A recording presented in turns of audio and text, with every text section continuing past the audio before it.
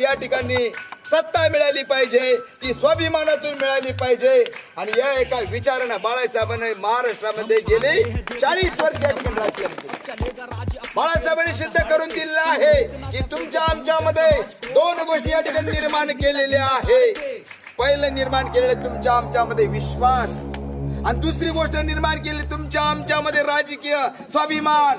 आणि या राजकीय स्वाभिमानातून बाळासाहेबांनी हे सिद्ध करून दाखवलं की आम्ही सुद्धा सत्ताधारी होऊ शकतो। याच्या अगोदर तुमच्या आमच्यामध्ये या काँग्रेसवाल्यांनी तुमचा आमचा जो विश्वास होता तो डळमळीत केला होता। तुम्ही राजकारणात यशस्वी होऊ शकत नाही अशा पद्धतीची परिस्थिती तुमच्या आमच्यामध्ये या ठिकाणी थोडा आणि थोडा या पद्धतीने निर्माण केली होती।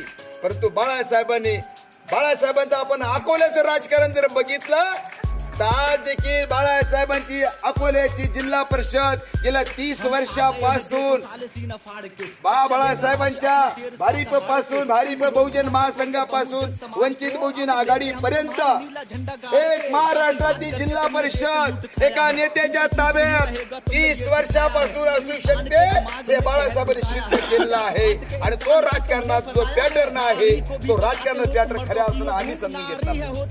आणि म्हणून या ठिकाणी सुद्धा आपण सत्तेमध्ये जाऊ शकतो, पण आपल्यातला विश्वास आपण या ठिकाणी खऱ्या अर्थानं जागृत केला पाहिजे, समजून घेतला पाहिजे। मागच्या 5 वर्षा अगोदरचं राजकारण काय असेल, पण अलीकडच्या 5 वर्षाचं राजकारण जर बघितलं तर खऱ्या अर्थानं तुम्ही आम्ही सर्वांनी एक राजकीय चिंता करण्यासारखी परिस्थिती या ठिकाणी निर्माण झालेली आहे।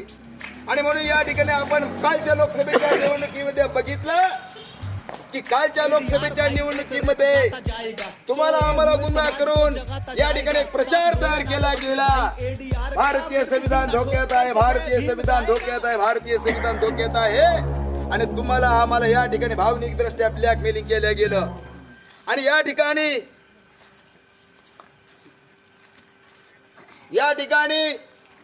या ब्लॅकमेलिंगचा प्रचाराचा या पक्षाला फायदा झाला। तो पक्ष या ठिकाणी संपला होता, तो पक्ष केवळ तुमच्या आमच्यामुळं या ठिकाणी पुनरुज्जीवित झाला। आणि म्हणून या खऱ्या अर्थानं आम्ही जर समजून घेतलं पाहिजे, आमच्या माणसाला जर या ठिकाणी सत्ता जर या ठिकाणी सन्मानाने दिली गेली पाहिजे, तर आम्ही प्रस्थापित पक्षांचं राजकारण सुद्धा या ठिकाणी समजून घेतलं पाहिजे। या ठिकाणी मागच्या लोकसभेच्या निवडणुकीमध्ये एक अपप्रचार केला गेला, परंतु बाळासाहेबांनी इथल्या प्रस्थापित पक्षांना या ठिकाणी विचारणा म्हणजे प्रस्ताव या ठिकाणी त्यांच्या समोर मांडला होता की आपण या ठिकाणच्या महाराष्ट्रातल्या ओबीसी मधल्या किती लोकांना आपण या ठिकाणी संधी देणार आहोत।